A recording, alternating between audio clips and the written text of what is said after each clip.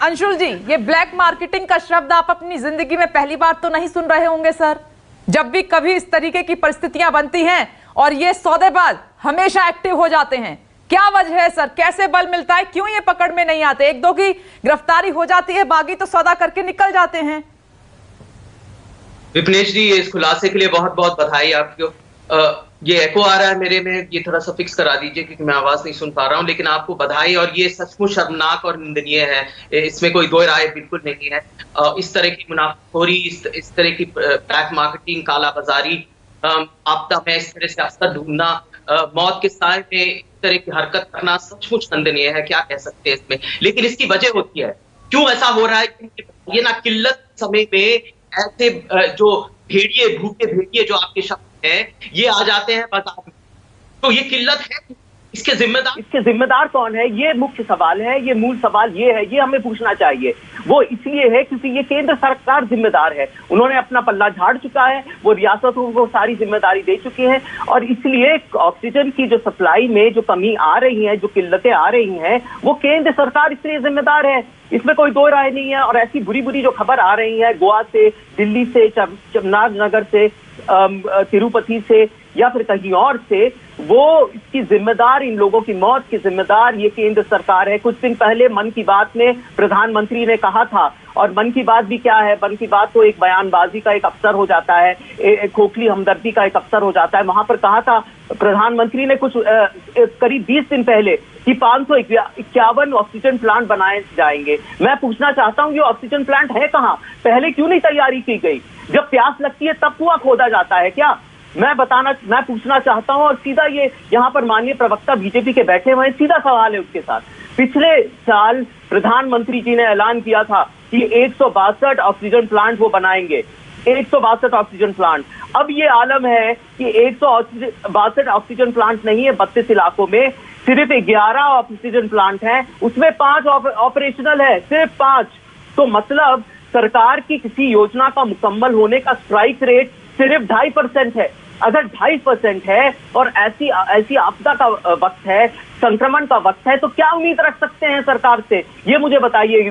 कौन जिम्मेदार है? शिवम जी जल्दी से जवाब दीजिए, फिर कुलदीप कुमार जी से मैं जवाब लेती हूँ। ये राजनीति का समय नहीं है। मैं केवल ये कह रहा हूँ कि सारी जानकारी पब्लिक डोमेन में। अंशु जी, आप दिल्ली का उदाहरण ले लीजिए। 8 ऑक्सीजन प्लांट सैंक्शन किए, 1 बना पाए, 7 नहीं बना पाए। किसकी जिम्मेदारी है? हर चीज की जिम्मेदारी केंद्र सरकार की नहीं होती भाई, प्रदेश सरकारों की भी जिम्मेदारी होती है। आप लोग हर चीज में डिनाइल में चले जाते हैं, केवल हर चीज में जाते हैं कि साहब केंद्र सरकार चले जाए, केंद्र सरकार कर ले। अरे भाई, हिंदुस्तान के अंदर फेडरल स्ट्रक्चर है, अगर आप समझ सकते हैं तो समझने का प्रयास कीजिए। फेडरल स्ट्रक्चर है, फेडरल स्ट्रक्चर के अंदर में प्रदेश सरकारों की भी उतनी भूमिका होती है केंद्र सरकार की होती है। केंद्र सरकार ने इस मेरी समझ से बाहर है, आप सच कह रहे हैं, मेरी समझ से आप क्या बात कर रहे हैं? क्योंकि पंजाब के अंदर में कांग्रेस पार्टी की गवर्नमेंट है। अगर आपको थोड़ा संशय हो और आपको थोड़ा विश्वास कम हो तो मैं आपको ट्वीट भेज देता हूं, आपको फोटो भेज देता हूं। ऑक्सीजन कॉन्सेंट्रेटर और आईसीयू के इक्विपमेंट एक कमरे के अंदर में एक पड़े हुए हैं, जिसका यूटिलाइजेशन नहीं हो रहा है। क्या बात कर रहे हैं आप? पीएम केयर के द्वारा खरीदे गए इक्विपमेंट आप लोगों ने उसका यूटिलाइजेशन नहीं किया है। आप लगातार केंद्र सरकार के आरोप नहीं लगाइए मेरे भाई। ये आपदा का समय है, हम सबको एकजुट होकर काम करने जा रहे हैं, और काम करने की अगर क्षमता रखते हैं, मंशा रखते हैं, तो कृपया करके जिम्मेदारी को भी उतना सहन करने का वादा रखिए। जिम्मेदारी तो शिवम जी मेरी भी है, जिम्मेदारी अंशुल जी की भी है, जिम्मेदारी कुलदीप जी की भी है, जिम्मेदारी डॉक्टर DR राय जी की भी है, जिम्मेदारी सर की भी है, पूर्व पुलिस अधिकारी हमारे साथ मौजूद हैं, वेदभूषण जी, आम नागरिक की भी है, विपक्ष की भी है। लेकिन जिम्मेदारी कहाँ है? कुलदीप जी जवाब दीजिए, कौन जिम्मेदार है? सांसों का सौदा हो रहा है सिस्टम की नाक के नीचे। जी, मुझे लगता है कि कुछ लोग आपदा में अवसर तलाश रहे हैं, और मुझे लगता है कि काफी दुखद है कि जिस प्रकार से काला बाजारी को बढ़ावा मिल रहा है, जिस प्रकार से काला बाजारी हो रही है, और जो आपने रिपोर्ट अभी दिखाई है, मैंने वो रिपोर्ट भी देखी है। और मुझे लगता है कि आज मान लीजिए दिल्ली के अंदर अगर ये हुआ, तो आज दिल्ली की पुलिस इस काम में ज्यादा लगी हुई है कि जो लोग सेवा कर रहे हैं, जो नेता सेवा कर रहे हैं लोगों की, जो ऑक्सीजन को लाकर फ्री ऑफ कॉस्ट जनता को बांट रहे हैं, ऐसे लोगों पे पुलिस की नजर ज्यादा है, बजाय इसके कि जो लोग कालाबाजारी कर रहे हैं, जो लोग से एक सिलेंडर को 80-80 हजार रुपए 50-50 रुपए में गैस को बेचने का काम कर रहे हैं, उन लोगों को पुलिस को शिकंजा कसना चाहिए। और जो जिन लोगों को परेशान किया जा रहा है, दिलीप पांडे जी जो दिन रात जनता की सेवा कर रहे थे, उनको परेशान किया जा रहा है। संजय के बाद जब कोर्ट ने ऑर्डर दिया, उसके बाद कहा कि वो जनता की सेवा कर। शिवम जी, एक एक करके बात करेंगे, आज एक एक करके बात करेंगे। संवेदनशील मुद्दा है, सांसों का मुद्दा है, इस पर ऐसे बहसबाजी नहीं करेंगे। आज देश की जनता सुन रही है, देख रही है। इस प्रकार की महंगी कीमतों में चीजों को खरीदना पड़ रहा है। हमने दिल्ली सरकार की तरफ से 1031 एक हेल्पलाइन नंबर है, अगर किसी को कोई भी सहायता चाहिए तो निश्चित रूप से उस नंबर पे जाकर वो चाहे ऑक्सीजन की हो चाहे उसकी हो वो कर सकता है। दूसरी बात, हमने एक लिस्ट जारी की है, आपसे निवेदन करता हूं और बहुत कन्विक्शन से कहता हूं, अगर इस हेल्पलाइन को अगर आपको पर्दाफाश करना है तो कॉल करके देख लीजिए कितनी सहायता मिलेगी। जो आप बोलेंगे मैं फिर कर दूंगा। जनता संवाद पे अगर रजिस्ट्रेशन कराएंगे, आपको ऑक्सीजन सिलेंडर चाहिए तो उसके लिए जनता संवाद पे रजिस्ट्रेशन कराएंगे, निश्चित रूप से आपकी वहां हेल्प होगी। लेकिन मैं ये कहना चाहता हूं कि दिल्ली पुलिस को भी आगे बढ़कर ऐसे लोगों पर, ऐसे अपराधियों पर जो आपदा के समय में अवसर की तलाश कर रहे हैं, वो आपदा के समय में अवसर की तलाश ना करें। ये लोगों की जिंदगी और मौत का सवाल है। आप एक पैसा लेके कहाँ जाओगे? आपको ऊपर जाके भगवान दिखाना होगा। ये आपदा का समय है और कम से कम इस अवसर को छोड़ दीजिए, इसे अवसर मत बनाइए। कुछ लोगों को मिल गई मदद, वो बहुत भाग्यशाली थे, और दिल्ली पुलिस से चाहिए, मदद नहीं मिल पाई, उन्हें ऐसे एजेंट का शिकार होना पड़ा, सौदेबाजों का शिकार होना पड़ा। ऐसे अपराधियों पर शिकंजा कसे, बजाय उन नेताओं के ऊपर शिकंजा कसने के जो जनता की फ्री ऑफ कॉस्ट सेवा कर रहे हैं, जो जनता को अपने पास से अरेंज करके लोगों की सेवा कर रहे हैं। नेताओं की चिंता क्यों हो रही है? इमरान हुसैन वास्तव में कहीं ना कहीं उन्होंने इस तरह का काम किया है क्या? क्यों चिंता हो रही है? ठीक है, डॉक्टर टी.आर. राय को आपने नहीं सुना, आप बताइए। आपके मुंह पे लताड़ लगा दी हाईकोर्ट ने, मेरी आवाज नहीं मिल रही है। किस प्रकार से आप लोगों ने प्रोपेगेंडा खड़ा किया था हाईकोर्ट में क्या क्या कहा वो सबके सामने है सर। आपको इतना पता होना चाहिए। तोड़ के पेश कर देते हैं। आप लोगों का काम केवल जनता को गुमराह करना है। देते हैं आपके मित्रों के यहाँ आप लोगों ने लिया हुआ है। गंभीरता को समझिए, दोनों की आवाज को भी डाउन कीजिए कुछ देर के लिए। भाजपा के लोगों ने किया है। ठीक है, सबसे डॉक्टर टी.आर. राय सर, मैं आपके पास आ रही हूँ। दलाली, हर चीज की दलाली आप लोगों ने स्टॉक कर करके चीजों को रख लिया और उसके बाद आप ही की पुलिस जाकर जनता, जो जनता के नुमाइंदे, मुझे लग रहा है कुलदीप जी तक मेरी आवाज नहीं पहुंच रही है, थोड़ी देर के लिए उनकी आवाज को परेशान करवाते हो। अगर आपको परेशान करवाना तो अपराधियों को परेशान करवाओ ना।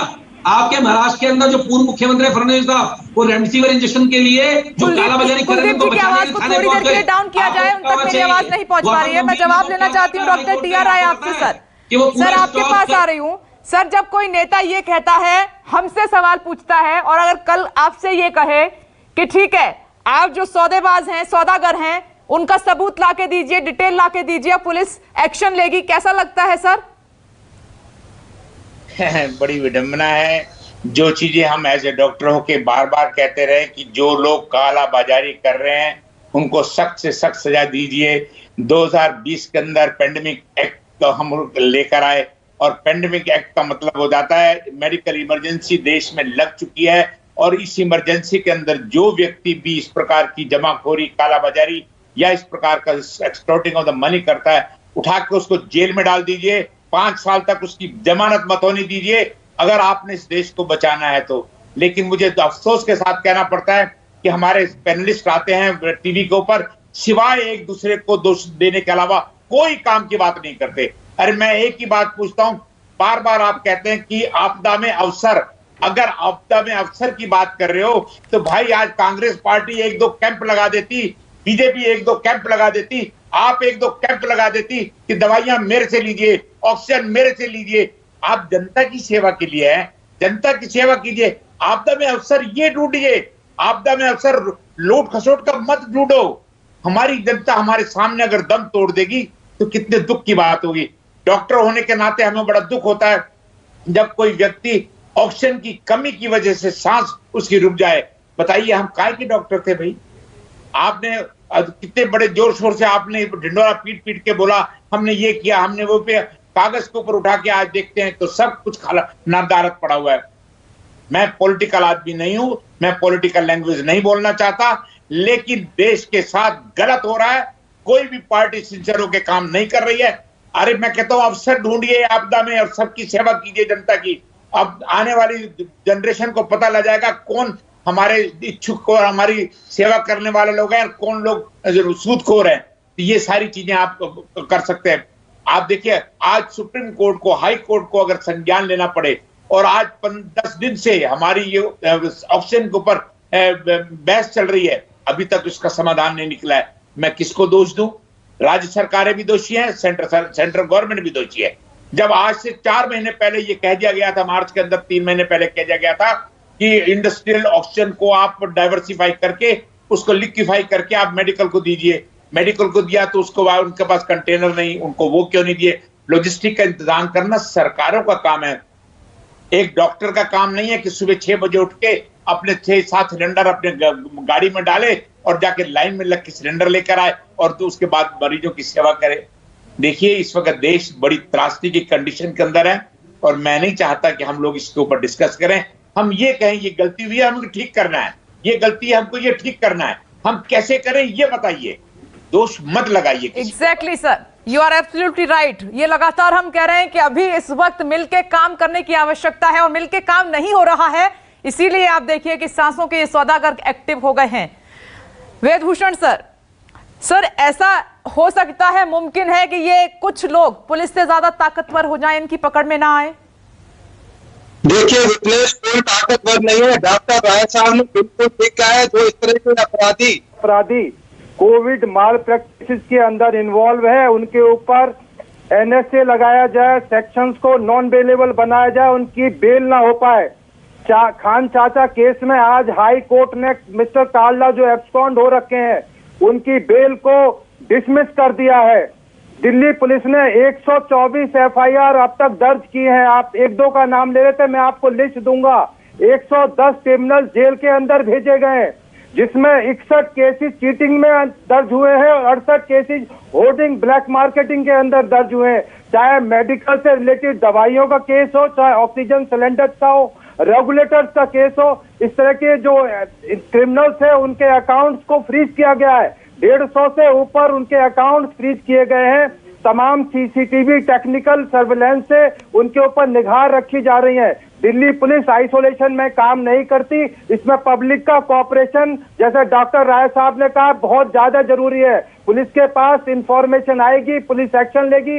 मिस्टर छावड़ा ने भी इसी बात को कहा है कि आप कोई चीज संज्ञान में लाए बिना बहुत सीक्रेटली केवल अपने पेशेंट के इंटरेस्ट में जब आप काम करेंगे, केवल अपने पैसे चुपचाप देकर किसी चोर बाजार को देकर आएंगे, पुलिस को कानों कान खबर नहीं होने देंगे, तो पुलिस के पास कोई मैजिक डंडा नहीं है, कोई मैजिक आई नहीं है कि पुलिस वहां से एकदम देख ले, हेडक्वार्टर में थाने में बैठे बैठे देख ले कि हाँ यहाँ पर चोर बाजारी हो रही है। इसके लिए पब्लिक का कोऑपरेशन भी उतना जरूरी है। पब्लिक की मजबूरी है कि उनके जो न्यारे प्यारे अस्पताल में मरने के कगार पर हैं। सरकारों को जरूरत है ऑक्सीजन पहुंचाने की, केवल पुलिस के ऊपर दोष डालकर के पुलिस नहीं कर पा रही है, ऐसा नहीं है। पुलिस ने हेल्पलाइन नंबर जारी किए हैं, आपके पब्लिक डोमेन में है। पहली ये आम आदमी पार्टी के नंबर का नहीं पता, मैं आपके अपने जो स्टूडियो से आप दिल्ली पुलिस का हेल्पलाइन नंबर अभी कॉल कीजिए, अभी आपको जवाब मिलेगा और एक्शन भी होगा, आपको रिप्लाई भी आएगा। मैं आम आदमी पार्टी, कांग्रेस, जैसा राय साहब ने कहा, पॉलिटिकल आदमी नहीं है, पर जो सही बात है वो अपनी बात जरूर रखेंगे, जिससे पब्लिक को समझ आ सके कि व्हाट वेंट रॉन्ग, कहाँ गलती हुई है, कहाँ क्या होना चाहिए। और बहुत सारी अभी उम्मीदें हैं कि लोग उम्मीद कर रहे हैं पुलिस से, सरकारों से। ये ऐसा ना हो कि सरकारों से, पुलिस से लोगों की उम्मीद टूट जाए। इसलिए आपके चैनल के माध्यम से मैं रिक्वेस्ट करना चाहता हूं कि जो भी काला बाजारी कर रहे हैं उनकी इंफॉर्मेशन पुलिस हेल्पलाइन पर दें। ये जो ऑपरेट कर रहे हैं, जो अकाउंट्स में पैसे ले रहे हैं, झारखंड, बिहार, बंगाल से ऑपरेट कर रहे हैं, ये अपने अकाउंट्स में पैसे लेते हैं और बाद में कुछ नहीं मिलता। हजारों की तादाद में लोग, लाखों की तादाद में ठगी हो रही है। उनकी इंफॉर्मेशन पुलिस तक जरूर पहुंचाएं। आज नहीं तो कल कोविड होने के बाद उनका हिसाब किताब दिल्ली पुलिस जरूर करेगी। मैं आपको पूरा आश्वासन देता हूं on behalf of Delhi police. मैं तो एक रिटायर्ड अधिकारी हूं, परंतु उनका हिसाब किताब देना पड़ेगा और जरूर देना पड़ेगा। कमलेश, वेदभूषण सर, और आप सभी को एक बार मैं फिर क्लियर कर देती हूं, न्यूज 24 का जो मकसद है वो किसी को टारगेट करने का नहीं है, किसी का मोरल डाउन करने का नहीं है। न्यूज 24 तमाम जितने पुलिसकर्मी हैं, जो भी वॉरियर्स हैं उनको सल्यूट करता है, और जो ऐसे समय में इंसानियत की मिसाल पेश कर रहे हैं उनको भी सल्यूट करता है, अपना पैसा लगाकर लोगों की सेवा कर रहे हैं। लेकिन कुलदीप जी, ये जो सौदागर हैं ये भी यही हैं आपके और हमारे बीच में।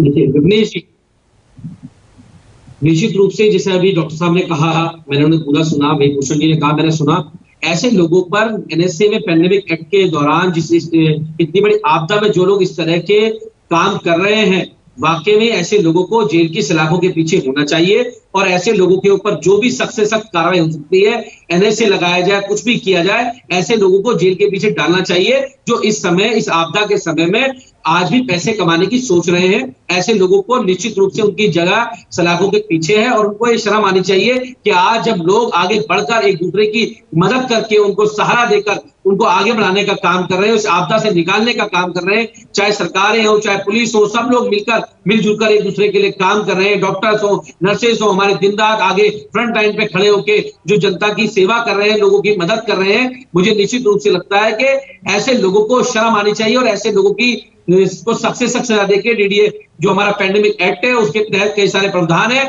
और ऐसे लोगों को जेल भेजना चाहिए। तभी ऐसे लोगों से दूसरे लोगों को सीख मिलेगी कि अगर कोई भी ऐसे समय पर अगर अफसर तलाशने की कोशिश करेगा तो निश्चित रूप से दिल्ली पुलिस हो, चाहे अन्य किसी राज्य की पुलिस हो, उसको जेल की सलाखों के पीछे जाना पड़ेगा। ये हम सबको सुनिश्चित करना चाहिए, और ये सब हम सबको मिलजुल के इस बात को आगे बढ़ाना चाहिए। और ये मैं अभी देश की जनता जो सुन रही है, मैं उनसे अपील करती हूं, जो वेदभूषण सर ने कहा है कि अगर आपको नंबर मिलता है और कोई आपके साथ ठगी कर रहा है, सौदा कर रहा है, तो डरिए मत, घबराइए मत, पल्ला मत झाड़िए, आप तुरंत पुलिस को सूचित करेंगे, पुलिस को सूचित करेंगे, और पुलिस एक्शन नहीं लेती है तो फिर हमें बताएंगे। शिवम जी, आज से अभी से एक्शन शुरू होगा, ये अपील करेंगे आप अपनी सरकार से कि अगर पुलिस अपने इलाके में देखेगी तो उनके ही इलाके में ऐसे सौदागर उनको मिल जाएंगे। मैंने कहा विघ्नेश जी, मैं आपने शायद डिस्कशन की शुरुआत में मैंने आपसे ये बात बहुत कैटेगोरिकली कही, यदि इस प्रकार का कोई भी आपका संज्ञान आपके विषय में आता है, निश्चित रूप से आप हमें बताइए, दिल्ली पुलिस को बताइए, या किसी भी और प्रदेश की पुलिस को बताएंगी, तो मैं इस बात को बहुत पूर्ण कन्विक्शन से कह रहा हूँ। और ये विषय को दिल्ली का नहीं है, ये हम करेंगे, जनता भी अब करेगी, मैंने अपील की है, उत्तर प्रदेश हो, चाहे राजस्थान हो, चाहे किसी भी प्रदेश, क्या इस पर प्लान तैयार होगा कि वो भी ताबड़तोड़ छापेमारी करें? समाज के हम सभी मुझे लगता है हम सभी का अर्थ यह है कि प्रदेश की जनता, प्रदेश की मीडिया, प्रदेश के राजनेता, प्रदेश के कार्यकर्ता सभी आंख और कान होते हैं पुलिस के। अगर हम उनको कहीं ना कहीं इस प्रकार का सहयोग दे पाएंगे तो मैं इस बात को बहुत कन्विक्शन से कहता हूं कि पुलिस अपनी कार्रवाई बहुत जोर से करेगी, और निश्चित रूप से एनडीएमए के माध्यम से डिजास्टर मैनेजमेंट एक्ट देश में लगा हुआ है, उसमें कड़ी से कड़ी कार्रवाई इन लोगों पर होगी, इस बात का मुझे भरोसा है।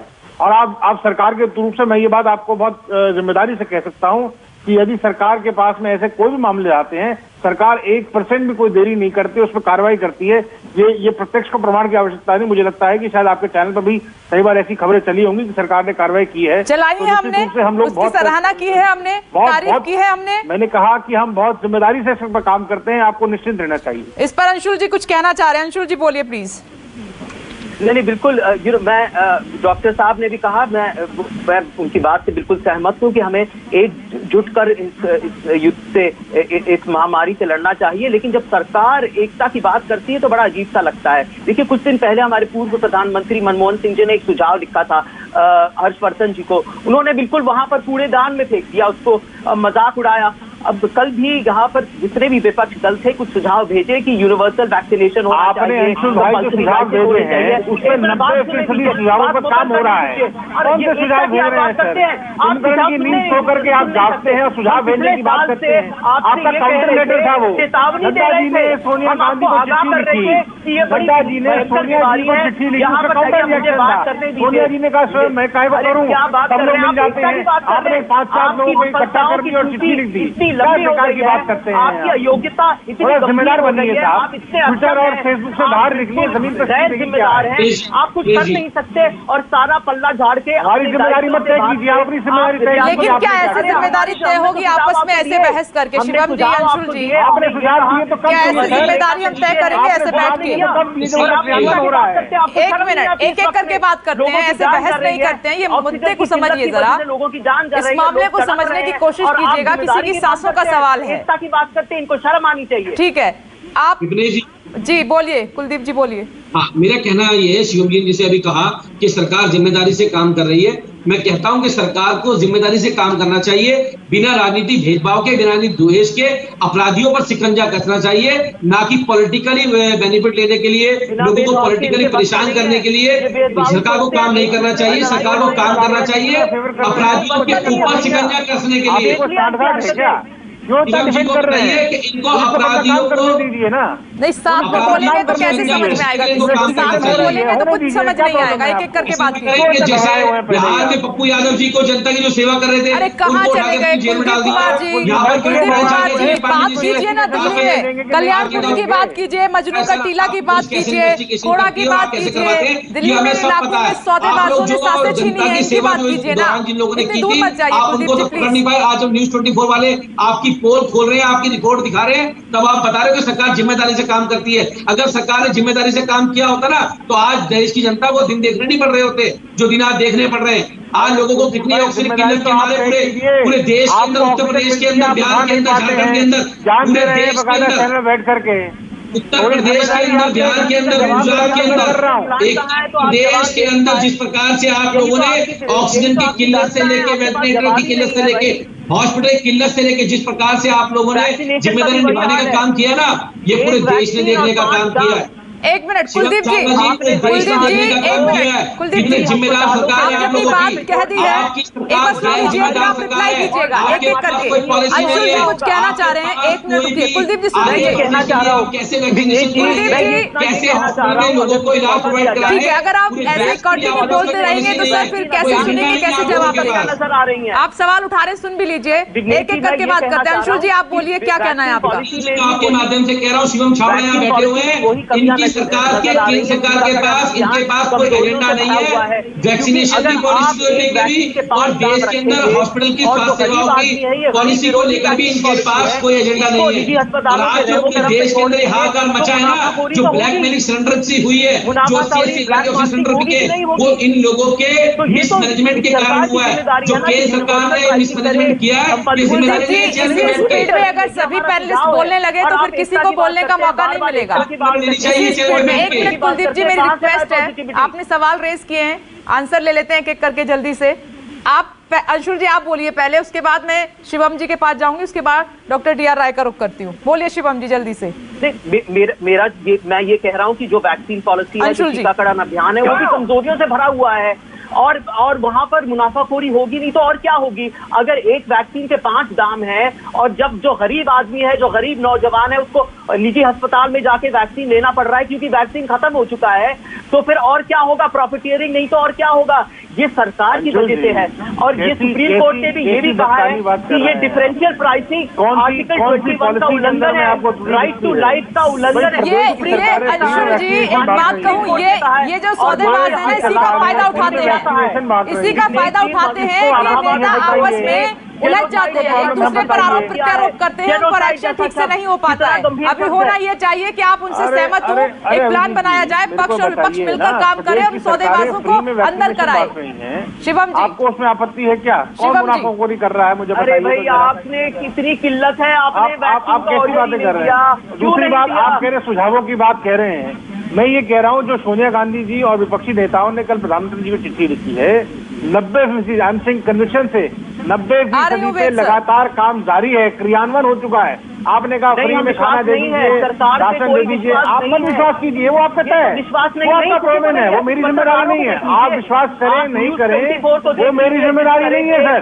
आपको जिम्मेदार, मेरी रिस्पॉन्सिबिलिटी, संपादकों देख लीजिए, मुझे आपकी, मेरे को आप संतुष्ट होंगे इसकी मुझे जिम्मेदारी नहीं है सर। आपके राहुल गांधी जी केवल ट्विटर पर ट्वीट करके खुद आते हैं, अरे भूल जाइए, मेरी जिम्मेदारी थोड़ी ना है। मेरा काम तो काम करने का है, आप नहीं कर पा रहे तो वो आपकी जिम्मेदारी है। आपकी सरकार की सारी दुनिया आलोचना कर रही है, कांग्रेस कुलदीप जी आ रही हूँ मैं आपके पास। शिवम जी, अंशुल जी, देखिए आप तीनों लोग क्या कर रहे हैं, जो मुद्दा हमने उठाया है उस पर बात ना करके एक दूसरे पर छीटाकशी कर रहे हैं, ये ठीक नहीं है। प्लीज मेरी रिक्वेस्ट है, ये जो संवेदनशील मुद्दा है इस पर बात कीजिए, इसका समाधान कैसे निकले, ये सौदेबाजों को कैसे जेल पहुंचाया जाए, सबक सिखाया जाए, इस पर थोड़ा सा सोच विचार कीजिए। आ रही हूँ मैं। वेद सर, आप कुछ कहना चाह रहे थे? देखिए विपनेश, ये पुलिस के लिए नया तरह का चैलेंज है।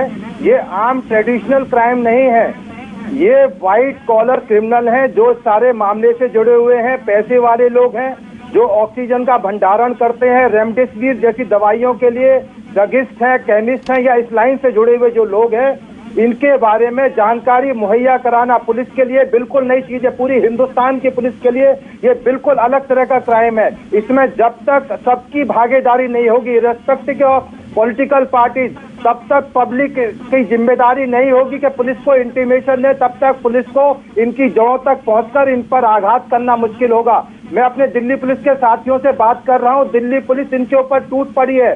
दिल्ली पुलिस के 28 जवान हमारे मारे गए हैं इस लहर में। पिछली लहर में 33 हमारे दिल्ली पुलिस के साथी मर गए थे कोविड की वजह से। दिल्ली पुलिस की crime branch, anti auto theft squad, special branch, local थाने, इनके ऊपर टूट पड़े हैं। आप इंतजार कीजिए, केवल पुलिस को कोऑपरेट करें, जानकारी दें, क्योंकि ये व्हाइट कॉलर क्रिमिनल है। जैसे मिस्टर कालरा जो थे, करोड़ों के आदमी है जिनके लंदन से लिंक है, विदेशों से जिनके लिंक है, चाइना से जिनके लिंक है, तो इनको पकड़ना आसान नहीं है पर नामुमकिन नहीं है। यदि आप सब लोग मिलकर मदद करेंगे तो जरूर ये तिहाड़ जेल और बड़ी बड़ी जेलों के पीछे होंगे, इनका बचना नामुमकिन होगा। कोर्ट भी बहुत पॉजिटिव मूड में काम कर रही है, जल्दी से इनको छोड़ने के मूड में नहीं है। आपको पता है विपनेश, कोर्ट का कितना सख्त रवैया है, सुप्रीम कोर्ट का रवैया देखा आपने, हाई कोर्ट का रवैया देखा, उन्होंने केंद्र सरकार को भी पुल अप किया है, आम आदमी पार्टी सरकार को भी पुल अप किया है, दूसरी स्टेट की जो पुलिस सरकारें हैं उनको भी पुल अप किया है। तो थोड़ा धैर्य रखने की जरूरत है, कोशिश करनी चाहिए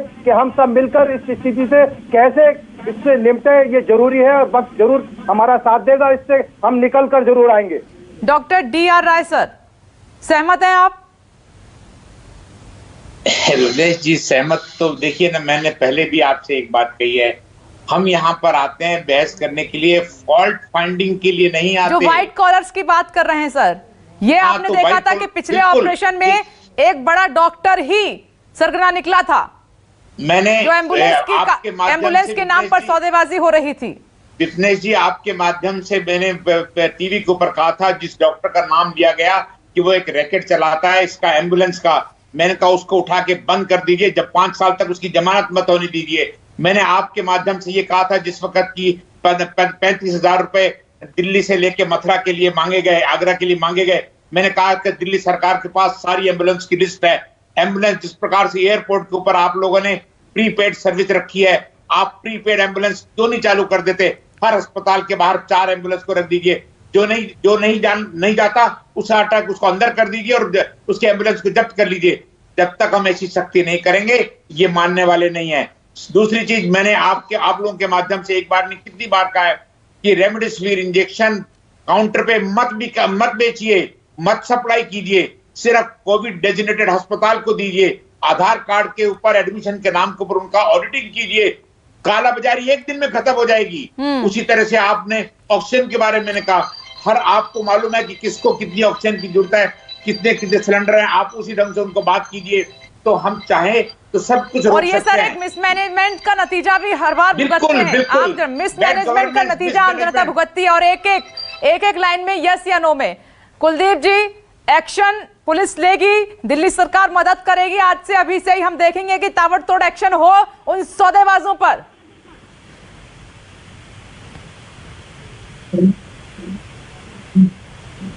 शिवम जी, यस या नो, आज से ही?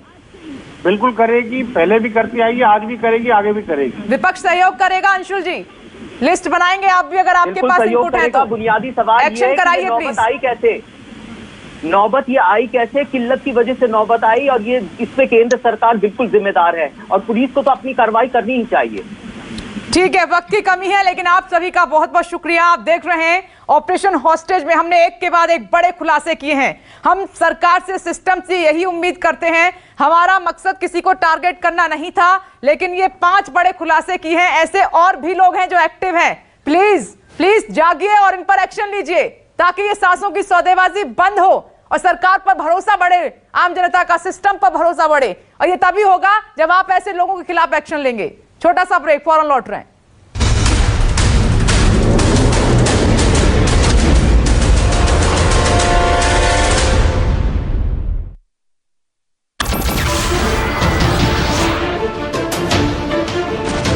नमस्कार, मैं हूं मानक गुप्ता। अगर आपको हमारा ये वीडियो पसंद आया हो तो इसे लाइक और शेयर जरूर करें, और हां, हमें सब्सक्राइब और फॉलो करना ना भूलें, ताकि आप देश और दुनिया की कोई खबर मिस ना करें। तो जुड़े रहिए हमारे साथ और देखते रहिए न्यूज़ 24।